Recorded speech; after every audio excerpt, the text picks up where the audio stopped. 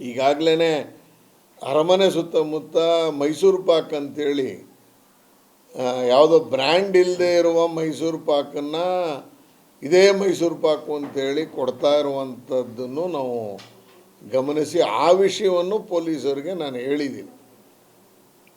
ಅರಮನೆ ಎರಡೂ ಭಾಗದಲ್ಲಿ ಮೈಸೂರು ಪಾಕಿದ್ದು ಭಾಳ ಸ್ಪೆಷಲ್ ಸ್ವೀಟು ಅಂತೇಳಿ ಯಾರು ಮಾಡಿದ್ದಾರೆ, ಯಾವತ್ತು ಮಾಡಿದ್ದಾರೆ, ಯಾವ ಕಂಪ್ನಿ ತಯಾರು ಮಾಡಿದ್ದಾರೆ, ಎಷ್ಟು ಗ್ರಾಮು ಸರ್ಟಿಫಿಕೇಟ್ ಇದೆಯಾ, ಏನೂ ಇಲ್ಲ. ಅದಕ್ಕೆ ಏನು ನಂದಿನಿದು ಮಾರ್ತಾ ಇದ್ದಾರೆ ಅಂದರೆ ನಂದಿನಿದು ಅಲ್ಲ.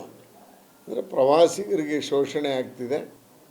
ಈಗಾಗಲೇ ಅರಮನೆ ಸುತ್ತಮುತ್ತ ಮೈಸೂರು ಪಾಕ್ ಅಂತೇಳಿ ಯಾವುದೋ ಬ್ರ್ಯಾಂಡ್ ಇಲ್ಲದೆ ಇರುವ ಮೈಸೂರು ಪಾಕನ್ನು ಇದೇ ಮೈಸೂರು ಪಾಕು ಅಂತೇಳಿ ಕೊಡ್ತಾ ಇರುವಂಥದ್ದನ್ನು ನಾವು ಗಮನಿಸಿ ಆ ವಿಷಯವನ್ನು ಪೊಲೀಸರಿಗೆ ನಾನು ಹೇಳಿದ್ದೀನಿ.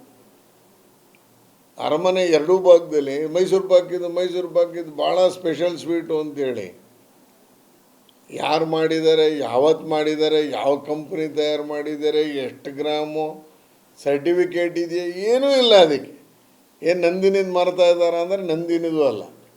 ಅಂದರೆ ಪ್ರವಾಸಿಗರಿಗೆ ಶೋಷಣೆ ಆಗ್ತಿದೆ.